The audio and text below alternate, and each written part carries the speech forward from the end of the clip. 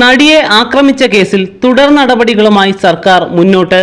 കേസിൽ നടൻ ദിലീപിന്റെ ജാമ്യം റദ്ദാക്കണമെന്ന ആവശ്യം ഹൈക്കോടതി തള്ളിയിരുന്നു. തുടർന്നാണ് സർക്കാരും അതിജീവിതയും സുപ്രീം കോടതിയിൽ ഈ ആവശ്യവുമായി സമീപിക്കാനൊരുങ്ങുന്നത്. കേസിലെ 8ാം പ്രതിയാണ് ദിലീപ്. ദിലീപിന്റെ ജാമ്യം റദ്ദാക്കണമെന്നാവശ്യപ്പെട്ട് നേരത്തെ സർക്കാർ വിചാരണ കോടതിയെ സമീപിച്ചിരുന്നു. എന്നാൽ ഹർജി തള്ളപ്പെടുകയാണ് ഉണ്ടായത്. തുടർന്നാണ് സർക്കാർ ഹൈക്കോടതിയെ സമീപിച്ചത്.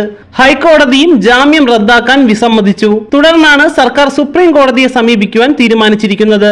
ജാമ്യത്തിൽ പുറത്തിറങ്ങിയ ശേഷം സാക്ഷികളെ സ്വാധീനിക്കുവാൻ ദിലീപ് ശ്രമം നടത്തിയെന്നും തെളിവുകൾ അട്ടിമറിക്കുവാൻ ശ്രമിച്ചുവെന്നുമായിരുന്നു സർക്കാരിന്റെ ആരോപണം.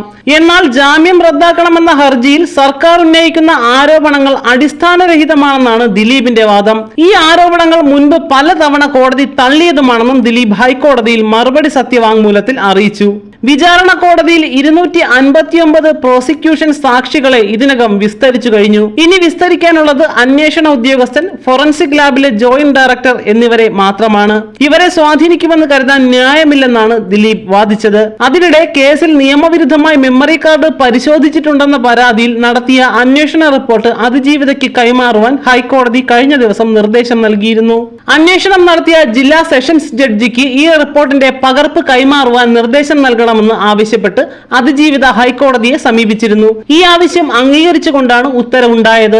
നേരത്തെ മെമ്മറി കാർഡ് ചോർന്നതിൽ അന്വേഷണം ആവശ്യപ്പെട്ടുള്ള ഹർജിയിലും ദിലീപിന് ഹൈക്കോടതിയിൽ തിരിച്ചടി നേരിട്ടിരുന്നു. നടിയെ ആക്രമിച്ചു പകർത്തിയ ദൃശ്യങ്ങൾ ഉൾപ്പെട്ട മെമ്മറി കാർഡിലെ ഹാഷ് വാല്യൂ മാറ്റിയെന്നാണ് ആരോപണം. സംഭവത്തിൽ കോടതി മേൽനോട്ടത്തിൽ അന്വേഷണം നടത്തുവാൻ ഹൈക്കോടതി സിംഗിൾ ബെഞ്ച് ഉത്തരവിട്ടിരുന്നു.